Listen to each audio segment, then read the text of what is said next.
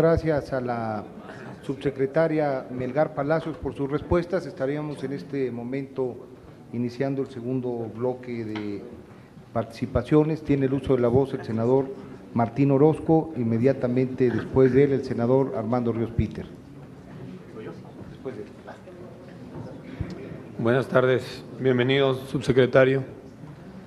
Solo quiero aclararle algunas cifras. Yo entiendo que la presentación que nos hizo, bueno, trae datos de otras subsecretarías, del SAT, y precisamente ahí del SAT, algunas cifras que no coinciden con datos que el mismo jefe del SAT ha proporcionado.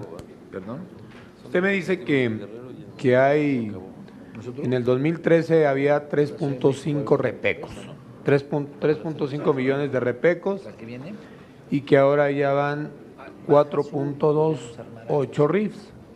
Entonces ahí es donde presume el jefe del SAT que han incrementado 700,000. En enero del 14 me dijo que había 4.5 millones de repecos, ya se le desaparecieron. En septiembre, hace un mes, él mismo declaró que había 4.2 repecos. Y que solamente, entonces ya los números de repecos ya no le coinciden, y además si tiene registrados RIF es porque automáticamente se convirtieron, los repecos al RIF con una inscripción automática. En los números de contribuyentes, con esto le aseguro que no ha incrementado ni un contribuyente más al RIF, porque si le aumentamos los repecos que dice y los que tiene ahora, también los de régimen intermedio que se fueron al RIF, los números no le van a cuadrar de contribuyentes. Es en el número de contribuyentes. Ahora en la recaudación, yo entiendo que este año no hay recaudación, pero ya tiene proyectada una base de recaudación en 9,261 millones para el 2014. ¿De dónde puede sacar una base si hace un mes el mismo SAT declara que solamente 1 millón de contribuyentes del RIF han presentado su declaración? Hace un mes lo declaró ellos mismos. Entonces, imposible que ya tenga una base de recaudación. Ni siquiera sabe cuántos contribuyentes son, ni cuántos van a ser. Simplemente el mensaje para Aristóteles Núñez.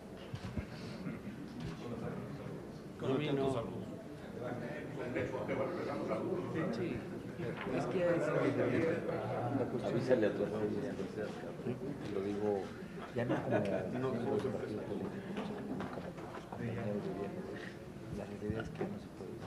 Agradecemos la participación del senador Martín Orozco. Tiene el uso de la voz el senador Armando Ríos Peter. Posteriormente, el senador Francisco Domínguez. Muchas gracias, señor presidente, señores subsecretarios, subsecretaria, y obviamente a los miembros del gobierno federal, bienvenidos. Yo tengo, mi intervención quiero plantearla en tres aspectos. El primero, sobre lo que fue el régimen de pequeños contribuyentes, el actual régimen de incorporación fiscal. Algunos de los documentos de las tablas que Hacienda nos ha dado habla de que se han incorporado alrededor de 780,000 contribuyentes. Primero, yo no sé si esto es mucho o es poco, me da la impresión de que es poco, respecto a lo que el año pasado discutimos, que sería un régimen pues mucho más accesible, con menos trabas, con mayores facilidades para que un importante segmento de la población económicamente activa pues pudiera incorporarse a este nuevo régimen. He tenido la oportunidad de reunirme en varias ocasiones con gente desde la central de abastos y de todos los distintos circuitos del abasto en el país, que han sido sumamente críticos respecto a este régimen, con argumentos que van desde la imposibilidad de tener facturas por parte del sector agrícola pecuario, y obviamente entonces no poder tener un esquema que les ayude y que les facilite hacer parte de este nuevo régimen, hasta la crítica que hacen por los gastos que pueden tener desde la computadora, el pago de internet, que me parecen que son argumentos que no solamente los traen ellos a la mesa, sino fueron argumentos en términos de contabilidad que fueron parte del corazón de la discusión de este cambio de régimen de pequeños contribuyentes al nuevo, a la nueva condición de pago fiscal. Entonces, la primera pregunta es, ¿qué opina Hacienda de esto? Porque en realidad pareciera ser parte de un debate que está dando mucha gente, es una cantidad importantísima de actores económicos, tal vez representa poco en términos de porcentaje del Producto Interno Bruto, pero no solamente esto podría significar mejores condiciones de las finanzas estatales, sino el gran paso que se requiere en una economía que busca ser productiva y que no logra hacerlo del todo, que es cómo pasamos de un régimen donde la informalidad caracteriza nuestro sistema económico a un régimen de formalidad. En ese sentido, ¿cuál es la posición de la Secretaría de Hacienda? Se habló en aquel momento de paquetes fiscales que pudieran apoyar en esta condición a los actores económicos. Yo quisiera saber, no solamente en términos generales, sino en concreto, cuantitativamente, cuáles son las acciones, cuáles son los recursos, cuáles son, digamos, las previsiones para que este régimen pueda representar lo que se planteó en la reforma del año pasado. Una segunda pregunta tiene que ver con el impuesto al refresco. Poco ha dicho la Secretaría de Hacienda sobre este tema. Y la verdad es que siendo un tema que implicó, pues obviamente un amplio debate, por ser un producto de un importante, digamos, ser un alimento, por así decirlo, por ponerlo en ese contexto, de una importante cantidad de consumidores en el país, pues poco ha dicho Hacienda de qué ha significado este IEPS.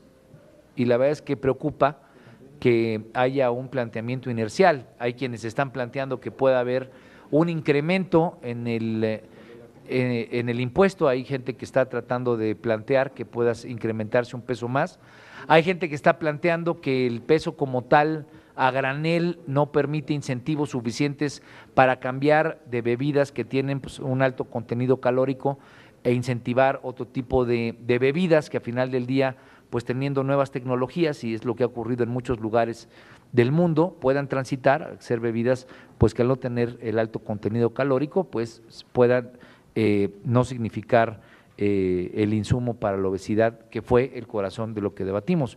Y a mí me preocupa que Hacienda no nos dé información sobre este planteamiento, no tenga una posición sobre el particular. Yo creo que sería importante en este momento. Yo quisiera fijar un tercer planteamiento sobre la posición que ha tenido el grupo parlamentario del PRD desde el debate del año pasado hasta este nuevo encuentro, en el cual pues, el paquete siendo un paquete inercial, tenemos yo creo que dos grandes ausencias.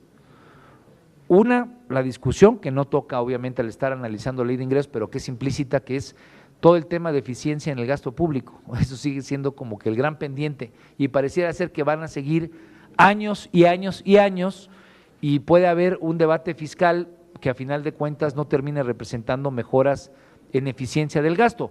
Lo pregunto no para hacerlo quedar mal como subsecretario de Ingresos, usted me puede decir fácilmente, pues no me toca, el subsecretario de Ingresos el que tiene que decir. Sin embargo, sí creo que es importante en la parte de el gasto público como un instrumento de la carátula que tenemos y de la condición de previsión de crecimiento del Producto Interno Bruto para el próximo año, o de por qué no alcanzamos las metas de crecimiento este año. Sí me parece que es importante un posicionamiento de parte de la Secretaría de Hacienda sobre ese particular. Y un último, solamente para aprovechar el uso de la voz.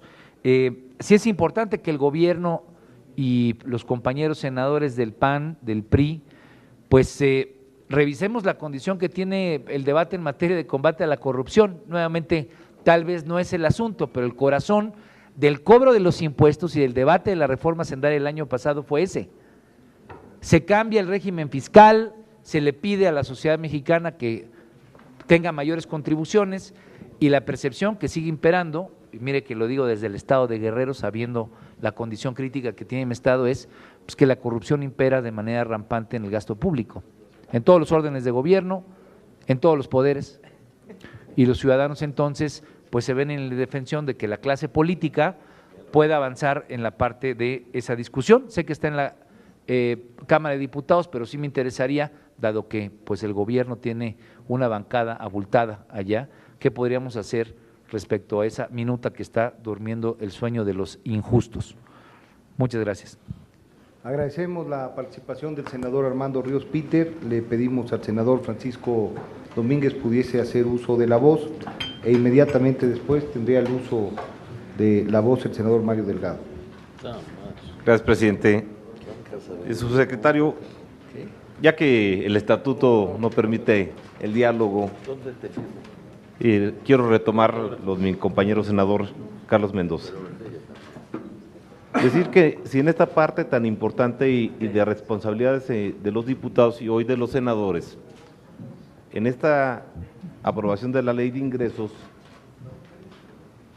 los senadores junto con la Secretaría de Hacienda aplicáramos la fórmula rajatabla, daría $81 el precio del barril, ¿o no? Y creo que es un ejercicio que debemos de pensar para el siguiente año, porque creo que si hacemos la fórmula no nos va a dar $81. Me queda claro que sería irresponsable del gobierno decirnos si están haciendo algo para las coberturas del año que entra, pero saber si tuvieron coberturas para este 2014, lo dejo como pregunta.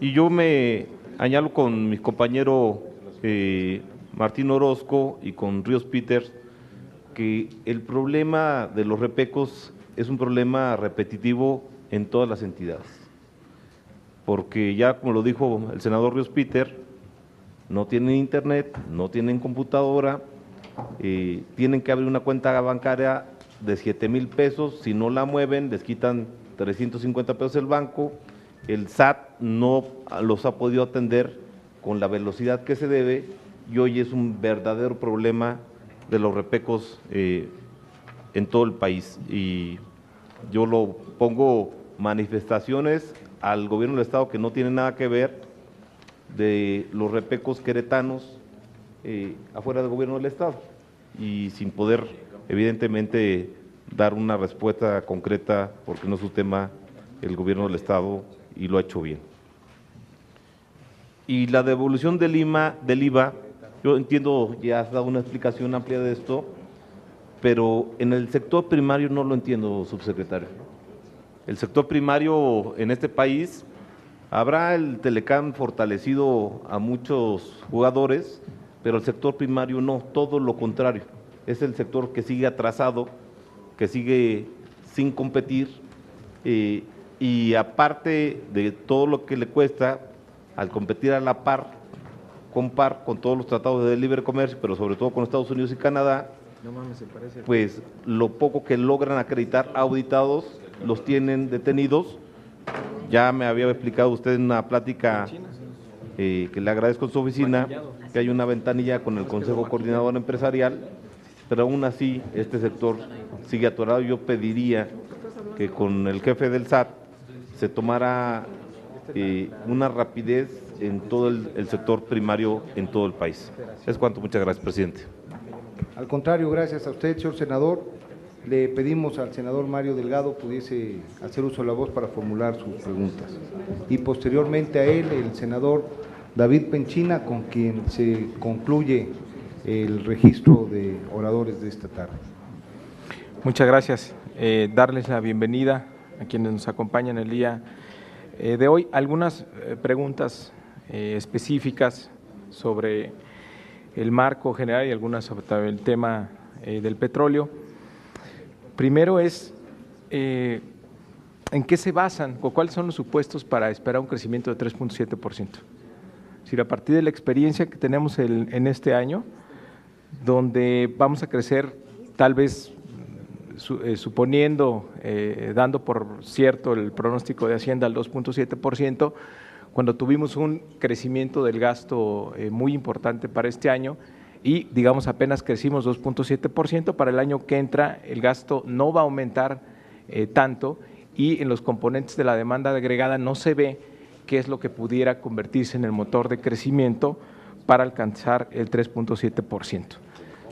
Ya es, digamos, delicado que por tercer año consecutivo pues vayamos a tener que corregir a la mitad del año la cifra de crecimiento económico, porque yo creo que tendría un altísimo costo en términos de credibilidad, y en la medida en que nos endeudamos más, pues aumenta la vulnerabilidad de la economía.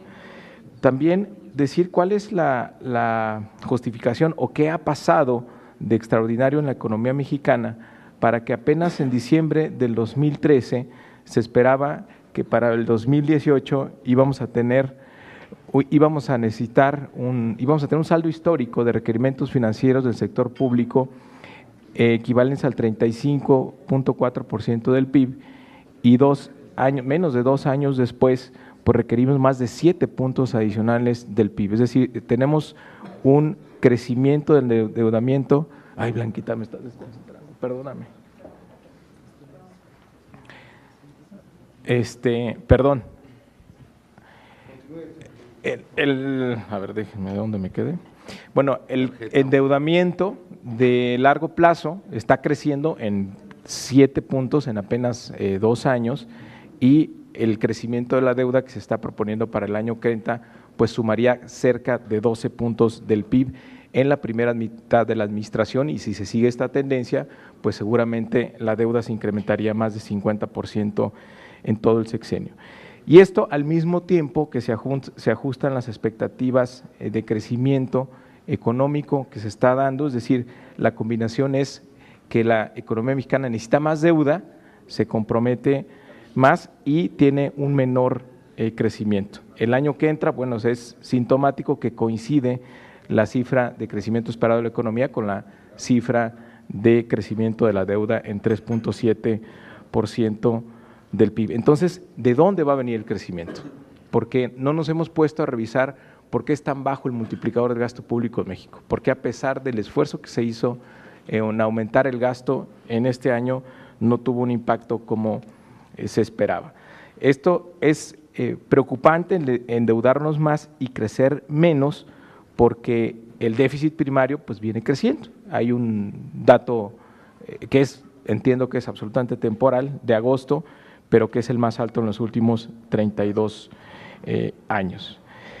Quisiera preguntar cuál es el impacto en el costo financiero de la deuda del ajuste del tipo de cambio que hizo la Cámara de Diputados, y si la expectativa de tasa de interés que se tiene de 50 puntos bases en promedio a lo que tuvimos este año, lo que se espera que se cierre este año, si va a ser suficiente para lograr retener los bonos, los capitales extranjeros que tenemos en bonos gubernamentales, que en corto plazo llega al 60% de esta tenencia, y sabemos que va a haber los ajustes de la FED.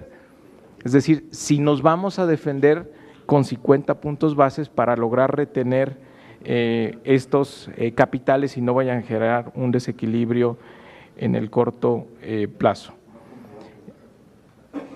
También preguntarle cuál es el PIB potencial que se utilizó para estimar el gasto corriente estructural, porque ustedes dicen que la brecha del PIB potencial es de 4.8%, en sus estimaciones el Banco de México tiene una estimación menor, alrededor del 2.4%, y hay otra cifra por ahí que calcula el CIDE que dice que la brecha es de 2%, es decir, ustedes traen un cálculo del doble de la brecha del PIB potencial en comparación al Banco de México, y esa es la cifra base que ustedes utilizan para el cálculo del gasto corriente estructural.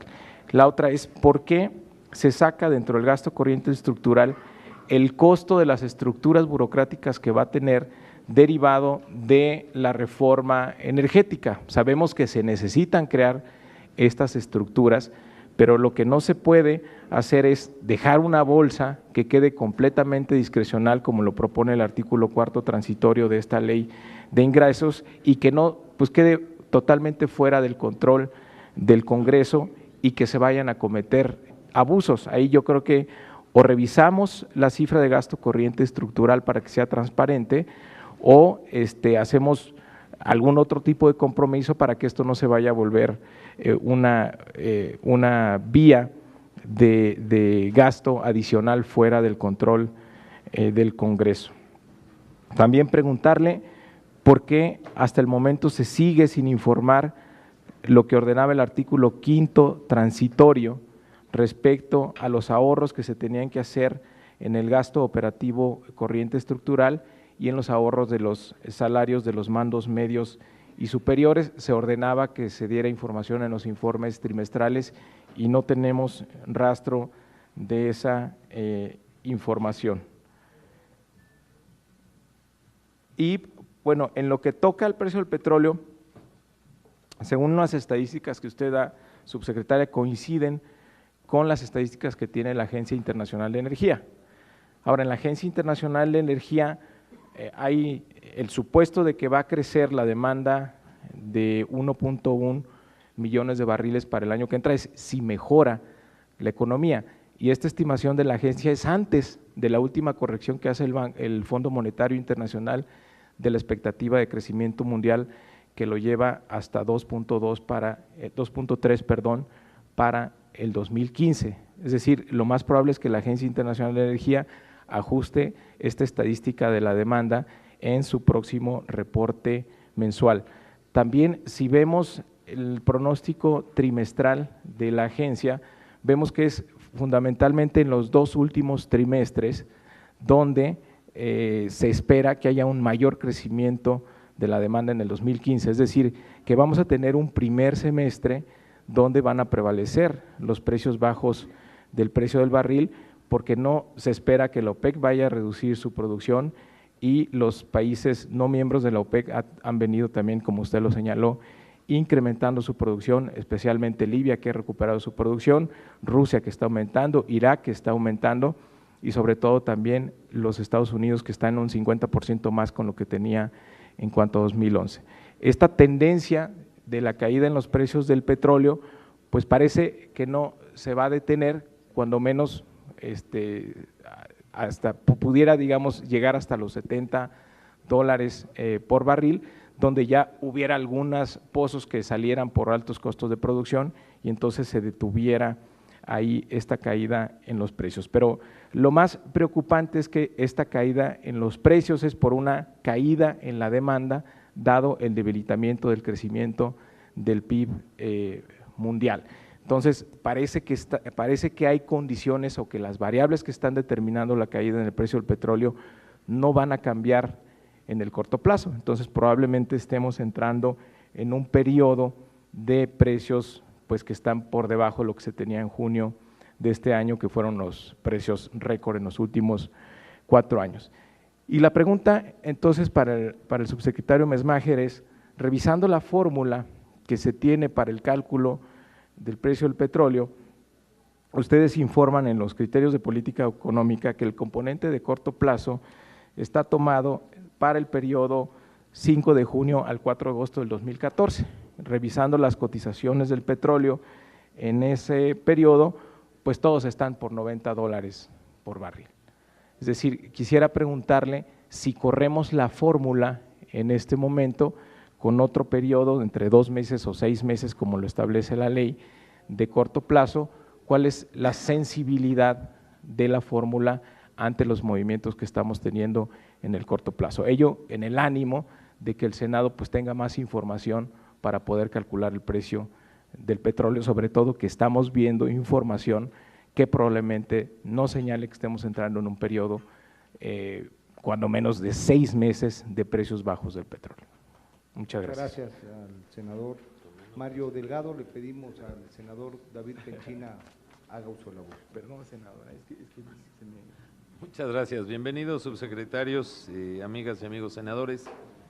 Primero, yo creo que es importante reconocer que la lógica de los criterios generales de política económica y de la ley de ingresos tomen de manera, a mi juicio, muy correcta la perspectiva de las reformas que están en marcha, porque más allá de nuestras diferencias en ellas, pues ya hay aprobaciones legales que creo que es un mandato y que creo que es urgente construir esa lógica en la suerte de las políticas públicas futuras del año que entra.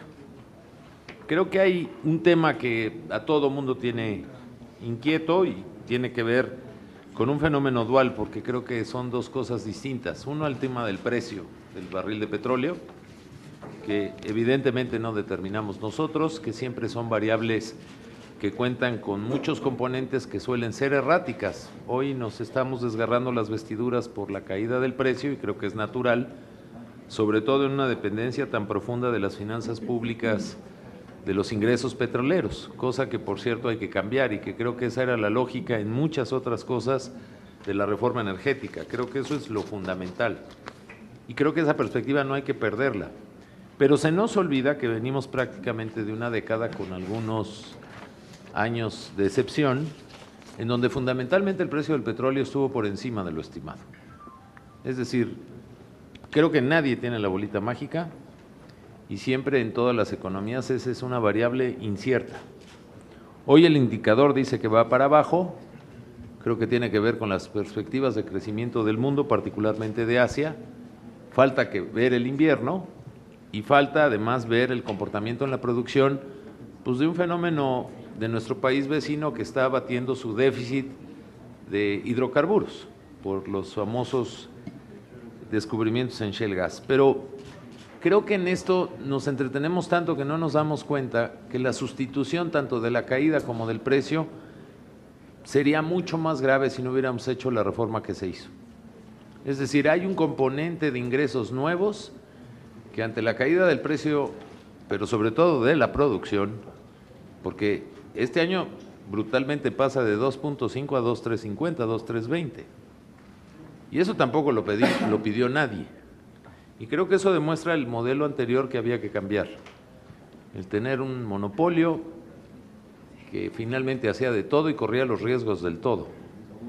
Y que además durante muchos años se ocultó que se tenía una producción diferente entre petróleo y agua a lo que realmente constituía la plataforma. Yo creo que Pemex ha tenido una gran valentía, la Secretaría de Energía y de Hacienda, de reconocer pues que es evidente que en pozos como Cantarell u otros pues está saliendo más agua que la que salía. Hay que decirlo en español y creo que así es. ¿Cuánto ha sustituido esa reforma los ingresos o cuánto ha aumentado en los últimos 12 meses y cómo se espera su comportamiento el año que entra? Porque ahí hay una variable que entre muchas preguntas de mis compañeros, y esa es la suerte luego de preguntar al final, creo que hay que conjugarlas para entenderle, que es cuánto nos cuesta la garantía en caso de que no se cumpla el precio, cómo se va a comportar la caída en la producción, versus con qué lo vamos a sustituir. Y aquí la buena noticia es que lo más fácil, como siempre se hacía en la economía mexicana, era endeudarnos. Y creo que eso lo está logrando contener esta reforma, que seguramente tendrá que ser perfectible en el tiempo. Segundo, bueno, yo también quisiera que sacar petróleo fuera como encontrar agua en el mar, pero así no es. Los procesos de sacar petróleo pues llevan tiempo. Y en esa perspectiva me parece que la caída de la producción sí es algo que hay que revisar con cuidado. Ojalá se reponga lo que se perdió por lo menos este año, pero sería yo un tanto escéptico y prefiero serlo porque creo que en eso sí no hay que jugar. Entonces la caída en la producción habría que medirla con ciertos parámetros porque además la ley que hemos podido construir durante el tiempo ya nos da salidas en cuanto hay caída de ingresos. Es decir, tampoco en la Cámara de Diputados y de Senadores vamos a ser magos de prever todos los escenarios en una ley de ingresos y creo que vale la pena decir que ya tenemos reglas para ello. Pero el reponer la plataforma o hacerla crecer, pues ¿cuánto tiempo nos va a llevar? A mí sí me gustaría que en eso hiciéramos precisiones más de mediano y largo plazo, porque las perspectivas que luego se tienen o la forma tan ligera hay veces que se dice que hay que ir a sacar petróleo, pues lo cierto es que no tienen mucho que ver con las lógicas políticas o de los tiempos de aprobación de las cosas. Son procesos técnicos, de investigación. Ahora vamos a aguas profundas que exigen otra tecnología y eso va a llevar su tiempo. A mí me gustaría una opinión al respecto. Por último, me preocupa que vamos a tener un año electoral y la tradición de la política mexicana dice que en los años electorales, pues particularmente el gasto tiene accidentes. Y yo creo que hoy, precisamente por el entorno y el contexto mundial de todas estas variables, debemos hacer y mantener el nivel del gasto público a su mayor eficiencia posible para que sea un elemento fundamental que impulsa el crecimiento y el desarrollo. Sé que la Secretaría de Hacienda salió con un precio del dólar a 13 pesos. De verdad, 13.40 en Cámara de Diputados, dicen que el respeto a la Cámara ajena es la paz, pero ¿por qué? ¿Es una estimación correcta? ¿No nos mete en un problema? ¿Cuál es la opinión de la Secretaría de Hacienda? Es una resolución de una soberanía que es parte del Congreso y la respetamos, pero no lo sé si sea el mejor enmarco en el contexto de variables que pues, por decreto no se hacen. Ya en este país hemos pagado durante muchos años, en muchas épocas, ni siquiera lo partidizaría yo, el querer hacer economía a través de decretos y eso luego no funciona. Entonces sí me gustaría una opinión sobre el tipo de cambio, porque al final del día pues también puede haber una presión inflacionaria. Si está bien corrida los modelos para que dé 13.40, pues qué bueno, ¿no? El sector exportador va a estar muy contento, pero otros sectores no necesariamente lo van a estar. Por su presencia, por sus respuestas siempre muy completas, yo les agradezco el que estén aquí con nosotros. Muchas gracias. Gracias al senador David Penchina por su participación. Se han agotado ya la lista de senadoras y de senadores que han solicitado el uso de la voz para formular preguntas. Como en este último bloque principalmente las preguntas recaen al ámbito fiscal y tributario y tendría que dar respuesta el doctor Miguel Mesmacher, yo le pediría a la doctora Melgar Palacios si quisiera hacer uso de la voz para responder algo que crea vale la pena distinguir y si no para escuchar sus comentarios finales y posteriormente pedirle al subsecretario Mesmacher pudiera dar respuesta a las preguntas aquí formuladas. Sí, con su venia, señor presidente, señores senadores, muchas gracias por sus preguntas y comentarios. Yo quisiera brevemente comentar que sin duda en términos de producción petrolera y de producción de gas natural tenemos un reto importante en el país. En la última década, es decir, de 2005 a 2014, México ha perdido 1 millón de barriles que venía produciendo y varios de nuestros principales campos están entrando a etapa de declinación. Es el caso, como ustedes saben, de Cantarell y también es ya el caso de Cumalop, que está entrando a esta fase de declinación.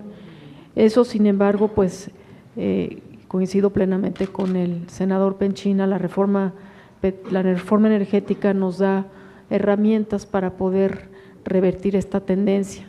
Y sin duda, pues uno de los temas a los que tenemos que mirar en términos de producción petrolera, pues es el hecho de que es un área de trabajo de riesgo y es un área de trabajo que nos lleva cierto tiempo. Sin embargo, la reforma sí nos ha dado algunas herramientas importantes, por ejemplo, con relación al tema de la medición, le ha dado facultades muy precisas a la Comisión Nacional de Hidrocarburos para que pueda definir las metodologías y establecer, digamos, prácticas, siguiendo las mejores prácticas internacionales para poder hacer una medición mucho más precisa de lo que es nuestra producción de gas y de petróleo. Y también, ya comentaba yo que nos encontramos en el proceso de implementación de la llamada Ronda 1. La reforma prevé un plan, el desarrollo de un plan quinquenal, el cual nos permitirá tener una visión de mediano plazo de hacia dónde vemos que habría que llevar la producción petrolera. Y en ese sentido, pues una de las grandes ventajas que tiene México es que tenemos una diversidad geológica, que tenemos áreas que si bien ya han sido muy explotadas, como es las aguas someras del Golfo de México, tenemos otras que todavía están por estudiarse, no solamente los recursos no convencionales que tenemos en tierra, sino incluso en las aguas profundas, no solamente en Cinturón Plegado de Perdido, donde ahí hay muchísima más información, sino en las cordilleras mexicanas y algunas campos en aguas profundas en el sureste. Entonces, con esa visión es con la que estamos detallando la estrategia de las rondas de licitación y de las áreas donde buscamos poder desarrollar estos esfuerzos. Yo no quisiera tomar más tiempo hablando sobre este tema. Lo que sí quisiera hacer, señores senadores, señoras senadoras, es ofrecerles pues poderles dar toda la información que ustedes requieran sobre estos temas. Gran parte de la información que hemos venido produciendo se encuentra en la página de internet de la Secretaría de Energía. Hay una sección específica sobre Ronda 0, otra específica sobre Ronda 1, pero sin duda estamos a sus órdenes para atender cualquier duda o solicitud de información que ustedes tengan. Muchas gracias. Muchas gracias por sus comentarios, señora subsecretaria. Le pido al señor subsecretario pudiera dar respuesta a los planteamientos expresados por las senadoras y los senadores en este segundo bloque. Muchísimas gracias, senador. Comenzando por las preguntas del senador Martín Orozco, si bien no está presente, creo que de todas maneras es pertinente que vaya yo contestando todas las preguntas que se me hicieron durante la presentación. Espero que se le notifique posteriormente de las respuestas, señor presidente. Él comentaba el tema sobre la confusión que a veces se ha dado en términos de hablar del número de repecos y el número de personas en el régimen de incorporación fiscal. Y creo que él tiene razón en el sentido de que, digamos, por costumbre vieja, a veces cuando se habla de régimen de incorporación fiscal todavía se habla como si fueran repecos y eso genera confusiones. Entonces, pues hay ocasiones en que uno habla y dice, bueno, es que hoy hay 4.280.000 repecos, pero realmente estamos hablando de 4.280.000 personas en el régimen de incorporación fiscal. Y en ese sentido, si comparamos personas incorporadas y registradas hoy en el régimen de incorporación fiscal con las que estaban registradas solamente en el repeco, es decir, sin intermedios, sí estamos observando el incremento en contribuyentes del orden de 780.000 personas que yo estaba mencionando. En ese sentido, me parece que también se atiende a alguna de las preguntas del senador Domínguez y del senador Ríos Peter. Con respecto a la pregunta que hacía el senador Orozco con respecto a la recaudación, los 11,000 millones de pesos que yo mencionaba y que se están reportando en la presentación es lo observado de declaraciones que ha recibido el SAT de estos contribuyentes. Entonces, de hecho, ese es un dato observado y eso se está comparando con las contribuciones que nos notificaban a nosotros los estados y que obtenía el mismo SAT desde el punto de vista de lo que se obtenía en repecos. Aquí vale la pena recordar que una parte de la recaudación de repecos la hacían las entidades federativas, se obtiene la información de las entidades federativas y eso representa ese monto de alrededor de 4,000 millones de pesos que estaba yo mencionando en la presentación. Entonces, de hecho, la recaudación potencial de la que hablábamos de 11,000 millones de pesos, esa se deriva ya de registros que se han hecho frente al Servicio de Administración Tributaria. Me parece que esto cuadra, de hecho, con el inicio de las preguntas que tenía el senador Armando Ríos Peter sobre el impacto del régimen sobre la formalidad. En ese sentido, mi impresión es que el incremento que hemos observado ya a la fecha, aún antes de la estrategia de Crezcamos Juntos, de alrededor de 22% de contribuyentes pequeños, es un número muy significativo. Obviamente este va a ser un proceso, el número de informales en el país es sumamente grande, pero nuestra impresión es que estamos dando avances bastante relevantes.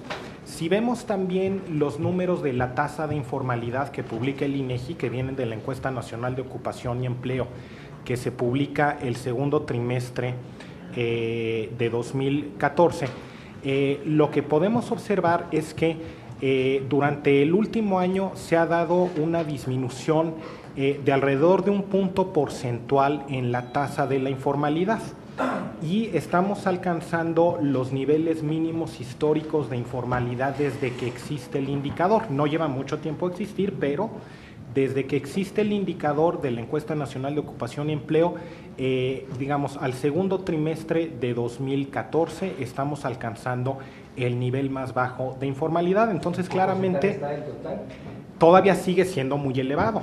57%, sigue siendo muy elevado, pero las disminuciones se van dando. Obviamente lo que se espera es que este vaya siendo un proceso gradual.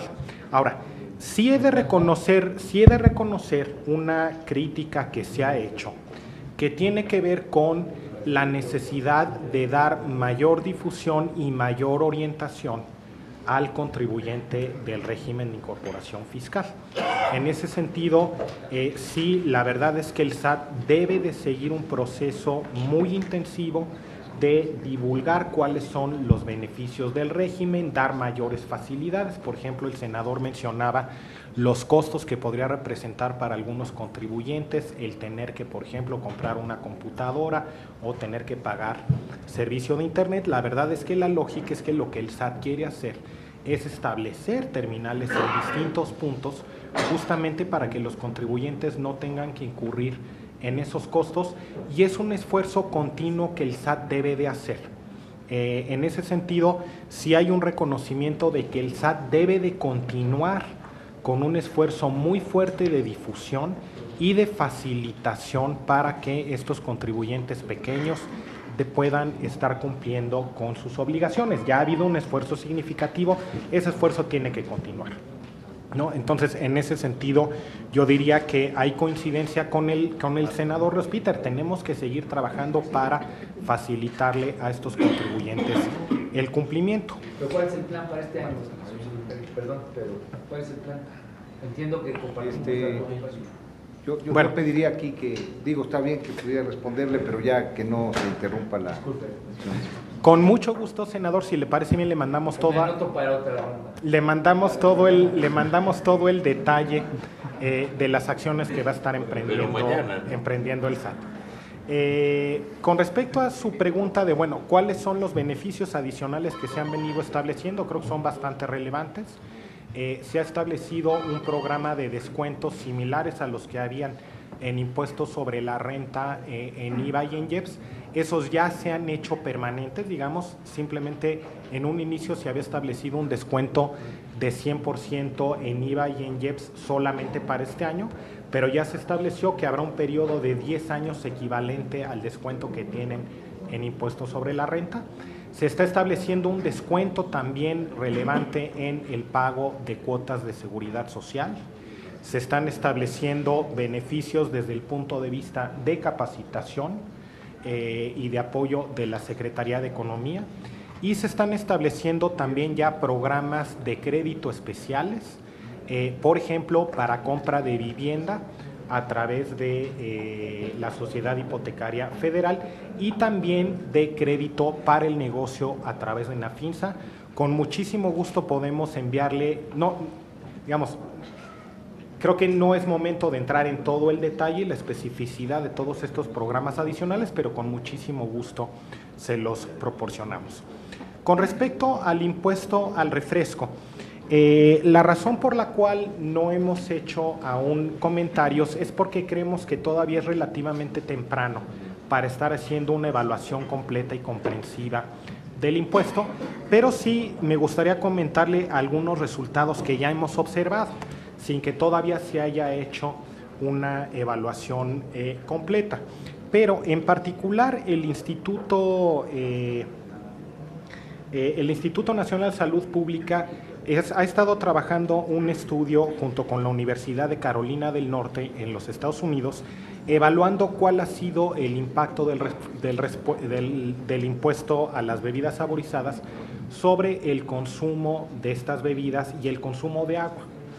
Y lo que el Instituto Nacional de Salud Pública reporta como resultados preliminares, todavía habrá que ver resultados definitivos más hacia adelante, pero es una lo que encuesta. reporta el Instituto es una disminución de alrededor de 10% en el consumo de bebidas saborizadas y un aumento de 10% en el consumo de agua, es decir, un impacto muy significatorio en la dirección que se buscaba con este impuesto. Ahora, con respecto a un análisis de si un peso es el monto correcto o no, pues realmente creemos que se necesita más evidencia para poder hacer un análisis ya completo antes de realizar cualquier modificación, antes de que se pueda realizar cualquier modificación al impuesto, pero sí notando estudios de terceros, no de la Secretaría de Hacienda, que están mostrando que el impuesto está teniendo un impacto relevante en la dirección que originalmente estaba previsto.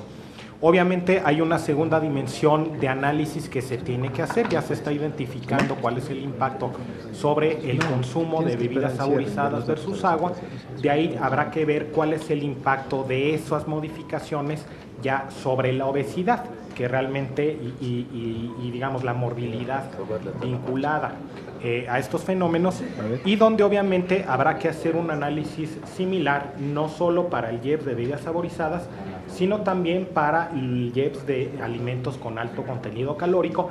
Ese análisis todavía no se ha hecho debido a que la información es más difícil de obtener. Es relativamente sencillo preguntar acerca de consumo de ciertos tipos de refrescos, es más complicado obtener la información precisa acerca de una canasta de consumo de distintos tipos de alimentos, pero sí la lógica será ir analizando cuáles están siendo los efectos de esos distintos impuestos. De manera preliminar está siendo bastante efectivo. Desde el punto de vista de eficiencia en el gasto público, como mencionaba usted, pues no cae directamente en mi área, pero sí quisiera yo enfatizar que sí se está dando un esfuerzo relevante. Usted recordará, se aprueban una serie de medidas para mejorar la eficiencia del gasto público y medidas de austeridad. La Subsecretaría de Egresos estima que a través de esas medidas se han logrado ahorros de alrededor de 10,000 millones de pesos que se han venido reportando en distintos documentos, y donde de hecho, como se puede observar, se busca una contención significativa en la propuesta del presupuesto de egresos de Federación para el próximo año, un esfuerzo de contención significativo en el gasto, particularmente gasto corriente y gasto de servicios personales de la administración pública centralizada, es decir, del gobierno federal. Con respecto al tema de corrupción, de nuevo, no es mi especialidad, pero digamos, en ese sentido, pues yo creo que ya el gobierno federal ha comentado en distintos foros que claramente es un problema que hay que trabajar y que hay que trabajar de manera conjunta en el combate a la corrupción. Entonces, en ese sentido, yo le comentaría pues que hay una coincidencia con el planteamiento que usted hace, de que pues es un tema de suma relevancia para el país y es un tema en el que hay que trabajar, juntos, y en ese sentido pues la Secretaría de Hacienda coincide con esa percepción. Con respecto a la pregunta que hacía el senador Domínguez y la pregunta que hacía también el senador Mario Delgado, y sobre la cual también hizo comentarios el senador Penchina en términos de qué daría la fórmula si se actualizara hoy, el ejercicio no lo hemos hecho. Ahora, como yo comentaba, claramente la Cámara de Diputados hizo la actualización en su momento de los precios, y aquí yo creo que es muy relevante el comentario que hacía el senador Penchina desde el punto de vista de las actualizaciones de precios con la fórmula, en el sentido de que cabe notar que la fórmula tiene rigideces relevantes, en el sentido de que, por ejemplo, como me parece que se comentó, que se discutió el día de ayer, pues tiene un elemento de un promedio de 10 años anteriores, y luego estás hablando de promedios de varios meses, tanto de los futuros del próximo año como de los futuros para periodos anteriores, y en ese sentido eso implica que la rigidez, hay una rigidez importante desde el punto de vista de los precios que da la fórmula. Justamente lo que se está buscando es que sea relativamente estable, y de la misma manera que cuando tuvimos incrementos temporales fuertes en los precios, no estuviera reflejando esos incrementos fuertes en los precios, así como tampoco esté necesariamente reflejando caídas fuertes en los precios que pudiesen ser temporales. De alguna manera, para eso están también los fondos de estabilización, para que nos permitan tener una transición gradual en caso de que se confirmase una trayectoria a la baja en los precios, pero de nuevo, si se hiciese la actualización, seguramente que los cambios no serían demasiado significativos con respecto a la actualización que ya se hizo en la Cámara de Diputados. ¿La actualización de la Cámara se hizo a partir de fórmula? Sí. ¿Sí? Bueno, eso es lo que nos dijeron. No, pues si usted no sabe, pues ni modo que ellos lo hayan hecho. Sí, sí lo hacen, sí, por supuesto, está el Centro de Estudios de Finanzas Públicas.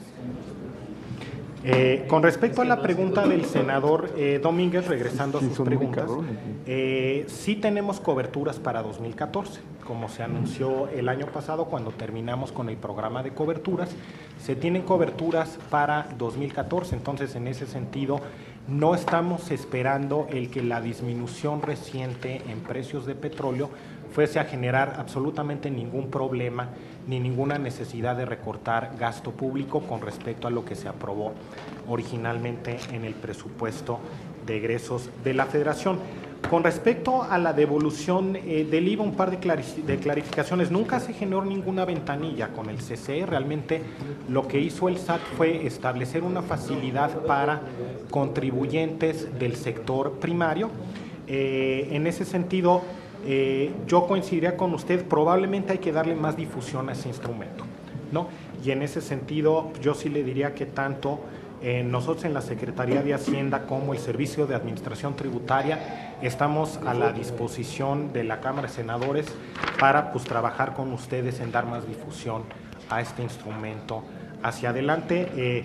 Como mencionaba yo, es un proceso que se ha venido un poco para normalizar y regularizar la situación de las devoluciones, pero en ese sentido nunca se ha tratado de afectar al contribuyente cumplido, sino más bien limitar problemas de abusos que se venían dando, y en ese sentido estamos en la mejor disposición pues, de revisar con ustedes que los procesos se vayan dando de manera adecuada. Pasando a las preguntas del senador Delgado, donde preguntaba qué sustenta el crecimiento económico y hacía la reflexión de, durante 2014 estamos teniendo un crecimiento fuerte del gasto, pero el PIB está creciendo solamente 2.7%. El próximo año vamos a tener un crecimiento más moderado del gasto. Entonces, ¿qué explica la aceleración del crecimiento a 3.7%?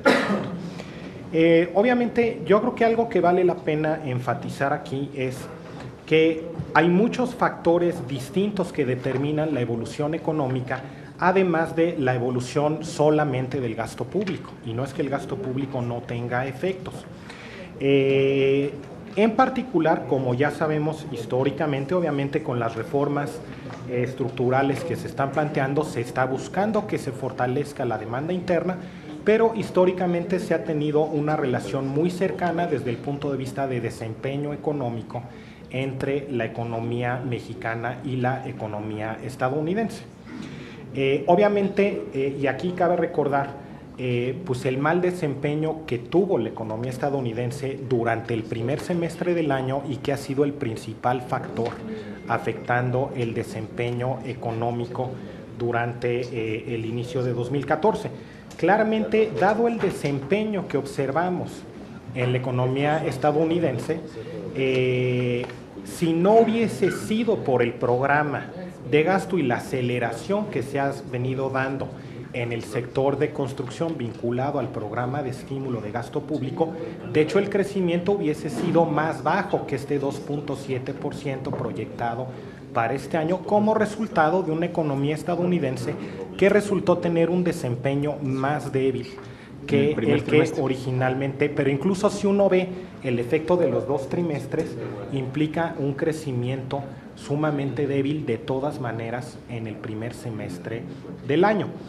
Obviamente, ¿qué se está esperando para el próximo año y cuáles son las fuentes de aceleración del crecimiento? Si bien, como mencionaba el senador, y es correcto, no se va a tener un crecimiento del gasto público como este año, por otro lado, pues vamos a tener, y justamente ese es el objetivo de un gasto contracíclico, que en la medida en que se aceleren los distintos factores y la economía, uno pueda ir retirando parte de ese gasto, justamente lo que se está esperando es que haya una aceleración en la economía estadounidense y también que se empiece a ver el efecto de las distintas reformas estructurales de manera más clara.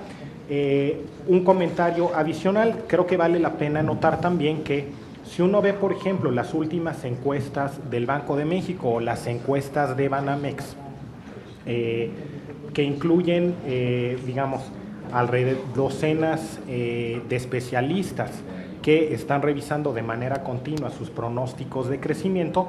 De hecho, la última encuesta de Banxico tiene un pronóstico de crecimiento para el próximo año de 3.8% y lo mismo con la encuesta de Banamex. Entonces, en ese sentido, incluso los analistas, el promedio de los analistas del sector privado se ubican incluso ligeramente más optimistas de lo que está el gobierno federal. Con respecto a la evolución de la deuda pública, senador, de hecho, los números que nosotros incluimos en las proyecciones de largo plazo de los criterios económicos, de los criterios generales de política económica, es un incremento en la deuda, donde usted, digamos, lo que hemos observado es un incremento de alrededor de 4,5 puntos del PIB, no son 8 puntos del PIB, es de alrededor de 4,5 puntos del PIB del cierre de 2012 al cierre estimado a 2014, y donde de hecho ese crecimiento se vaya a hacer más pequeño hacia finales de la administración en la medida en que el déficit se vaya haciendo más chico y que para entonces se disminuya ese incremento en deuda con respecto a 2012 a 4.1% del PIB.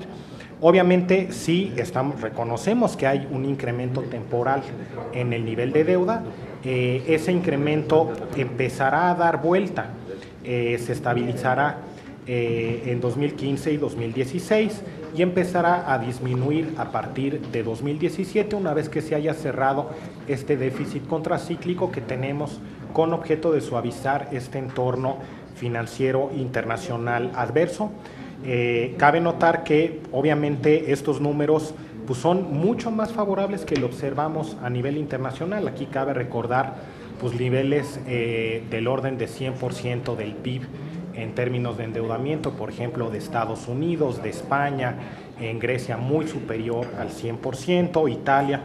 Entonces, en ese sentido sí se está teniendo un incremento temporal en la deuda, pero es un incremento moderado, es un incremento temporal vinculado a este esfuerzo contracíclico y un incremento que de ninguna manera se está reflejando en un deterioro sobre la percepción de las finanzas públicas de México.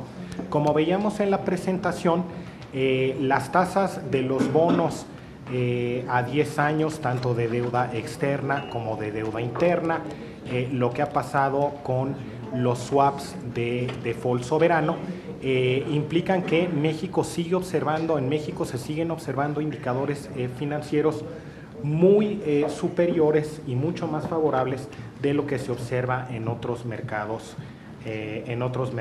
emergentes. Con respecto a el impacto en el costo financiero del tipo de cambio, esas sensibilidades se encuentran en los criterios generales de política económica.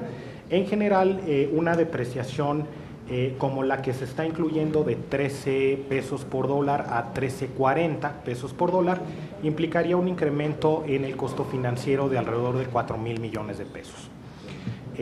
Con respecto a su pregunta de si 50 puntos base son suficientes, aquí creo que vale la pena notar que los mercados financieros domésticos, cuando uno observa las tasas de largo plazo, pues son consistentes con incrementos de esta magnitud. Entonces, en ese sentido, hoy en día en el mercado, o como expresión de lo que esperan los mercados, los 50 puntos base parecerían claramente suficientes con respecto tanto a expectativas de los analistas. De nuevo, aquí es otro caso donde las encuestas del Banco de México y las encuestas de Banamex tienen niveles incluso ligeramente inferiores, y donde además lo que se observa desde el punto de vista de futuros y del costo de los bonos y la tasa en bonos de mercado secundario es perfectamente consistente con esos niveles.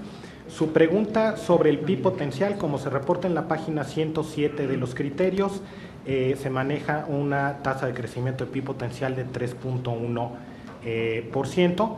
Con respecto a su pregunta de si en el gasto corriente estructural o su comentario de que el gasto corriente estructural no incluía los órganos que se derivan de la reforma energética, es falso. Los datos de gasto corriente estructural incluyen el gasto vinculado a la generación de los nuevos organismos. Está ahí el gasto, por ejemplo, de la CNH, el gasto de la CRE y el gasto de la ANSIPA.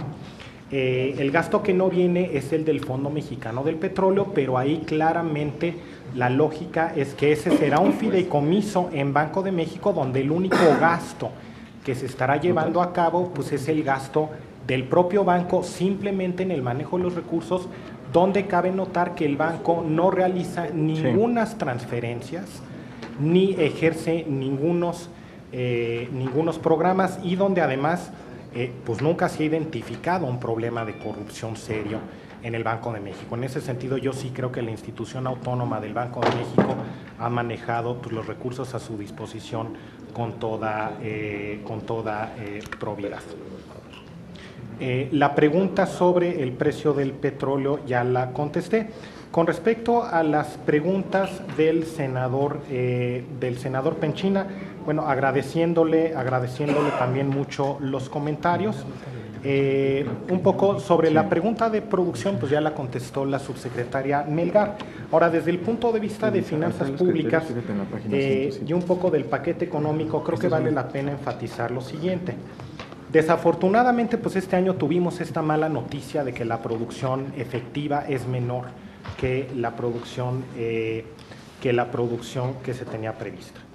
Eso implica sí un choque relevante para las finanzas públicas de este año y un choque relevante para las finanzas públicas de 2015. Afortunadamente, las reformas que se han emprendido nos están permitiendo hacer frente a este choque negativo. Por un lado, el incremento tan fuerte que tenemos de recursos tributarios vinculados a la reforma hacendaria es un elemento que nos está permitiendo hacer frente a esa disminución, y también la reforma energética nos está permitiendo que ya el próximo año empiece cierto grado de recuperación desde el punto de vista de la plataforma de producción de crudo, donde se espera que eso continúe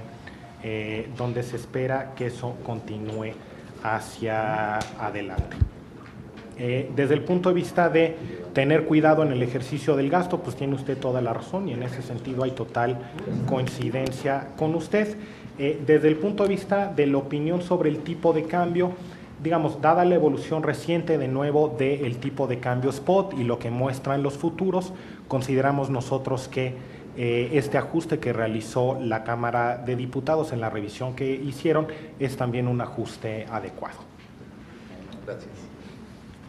Agradecemos la respuesta del doctor Mesmacher, agradecemos también su presencia junto con la muy distinguida asistencia de la subsecretaria de Hidrocarburos de la Secretaría de Energía. Con estas respuestas estaríamos concluyendo.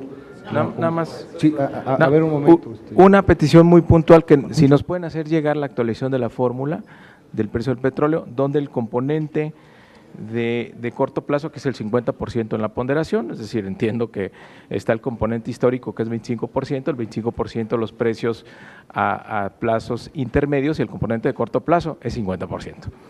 Y que tenga, por favor, el cálculo después de cuando llegamos a los precios picos, que es el 15 de junio, es decir, para tener algo más real, tendría que partir el cálculo ajustado de la fórmula, el periodo de referencia para el cálculo ajustado de la fórmula tendría que estar, pues no sé, empezando en julio, que es cuando empieza este periodo de crecimiento de los precios del petróleo. Si nos pudieran hacer llegar, por favor, ese cálculo. Y nada más, la última, a ver, usted nos acaba de decir que el PIB potencial de México es 3.7%. ¿Cuál es el PIB potencial para el cálculo del gasto corriente estructural en la regla de balance estructural?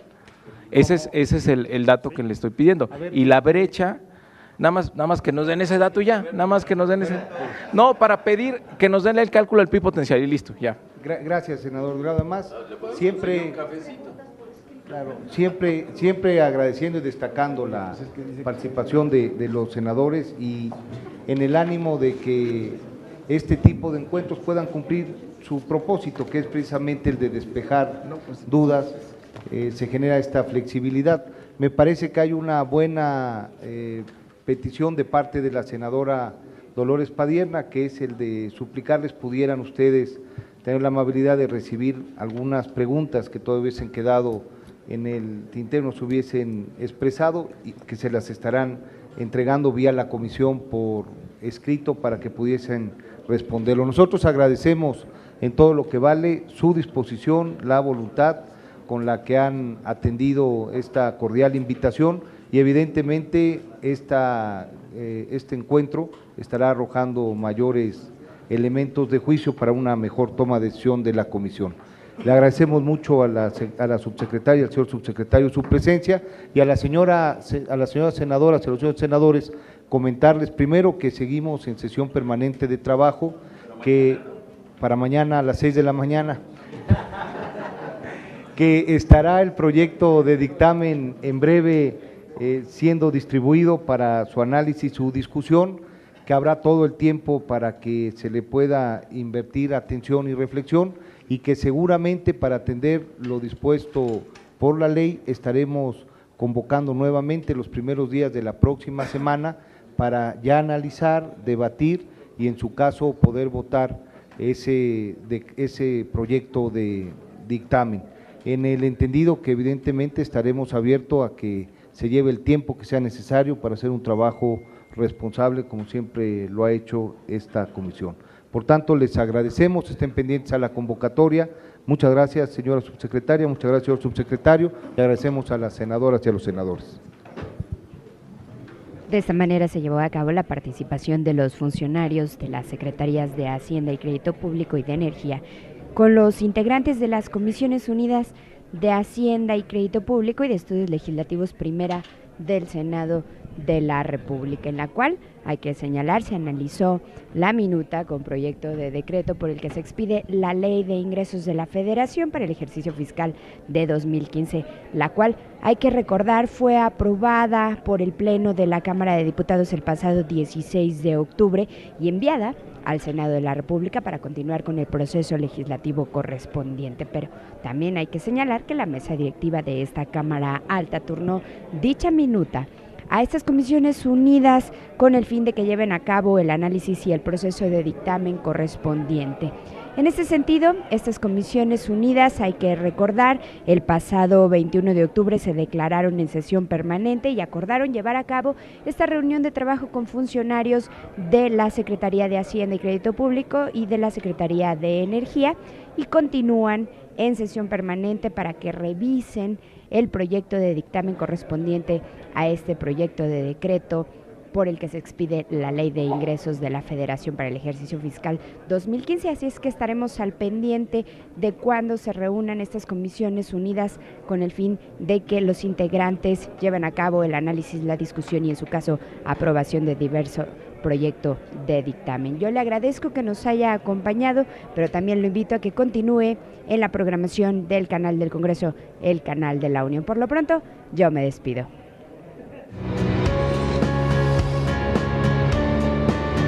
Canal del Congreso, el canal de la Unión, presentó.